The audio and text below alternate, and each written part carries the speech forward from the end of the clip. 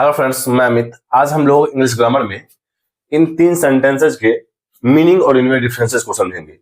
I will wait, I am going to wait और I will be waiting, इनमें differences क्या है। सबसे पहले हम लोग फर्स्ट सेंटेंस देखते हैं, आई विल वेट, मैं इंतजार करूंगा। इसका मतलब क्या है कि अगर हम लोग देखें आई विल वेट, यह एक सिंपल फ्यूचर टेंस का सेंटेंस है, सिंपल फ्यूचर टेंस का सेंटेंस है। और इसमें क्या है कि डिसीजन, या जो आई विल वेट का जो डिसीजन है, आई विल वेट का जो डिसीजन है, यह तुरंत लिया गया है, या तुरंत लिया गया है। मीन्स जब हम बोल रहे होते हैं, जब हम जैसे अगर हम लोग बात करें are you late, are you late, means मैं पूछ रहा हूं आर यू लेट।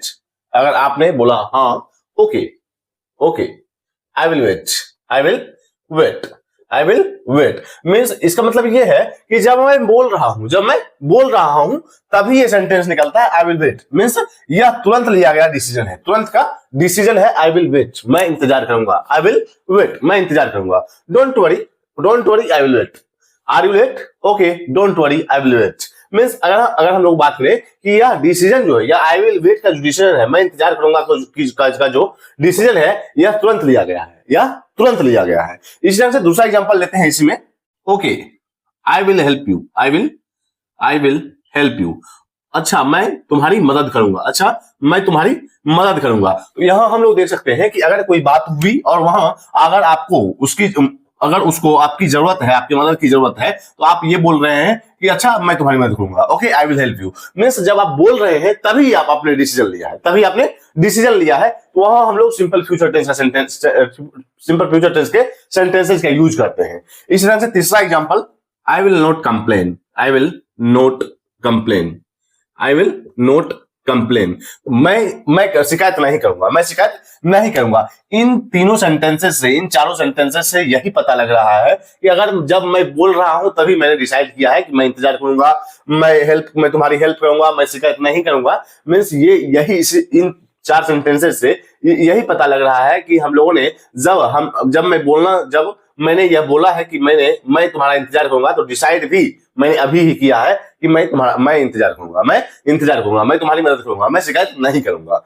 अब दूसरा सेंटेंस लेते हैं हम लोग। दूसरा सेंटेंस है subject plus is am are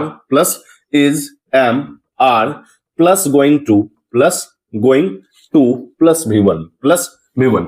I am going to wait, subject plus is am are plus going to plus V1। ये स्ट्रक्चर है सेकंड सेंटेंस का, यह स्ट्रक्चर है subject plus is am are going to plus V1। इसका मतलब ये है कि अगर हम लोग पहले इसका हिंदी समझना चाहे, I am going to wait, या तो यहां हिंदी होगा मैं इंतजार करने जा रहा हूं, या मैं इंतजार करने वाला हूं, मैं इंतजार करने जा रहा हूं, या मैं इंतजार करने वाला हूं। इसका मतलब यह है कि मैं प्री प्लान्ड हूं, मैंने पहले से ही प्लान बना लिया है कि मैं इंतजार करने वाला हूं, मीन्स यह डिसीजन है, यह जो डिसीजन है यह प्री प्लान्ड है। मैंने पहले से ही डिसाइड कर लिया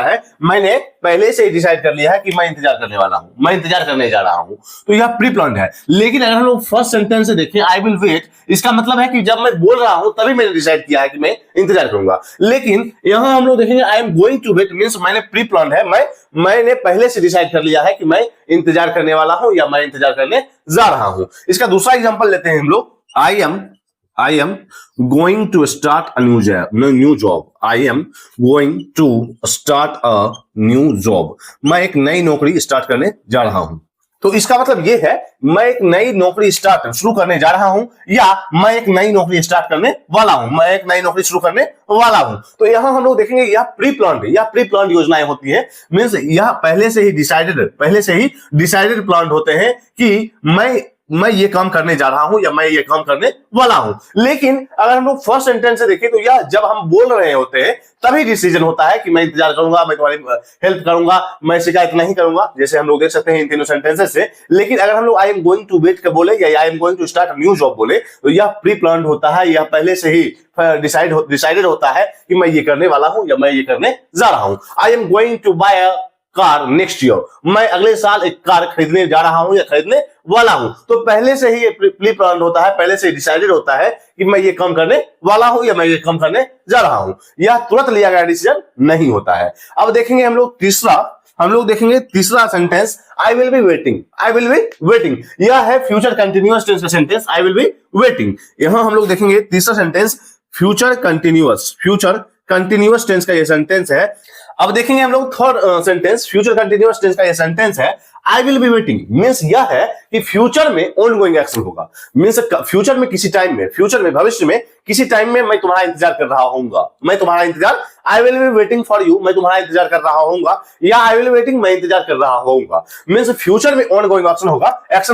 इसका मतलब यह है कि फ्यूचर में किसी टाइम पर, किसी समय पर यह काम हो रहा होगा। किसी फ्यूचर में किसी समय पर मैं तुम्हारा इंतजार कर रहा होऊंगा, मैं या फिर मैं इंतजार कर रहा होऊंगा। इसका दूसरा एग्जांपल हम लोग लेते हैं, she will be studying at night.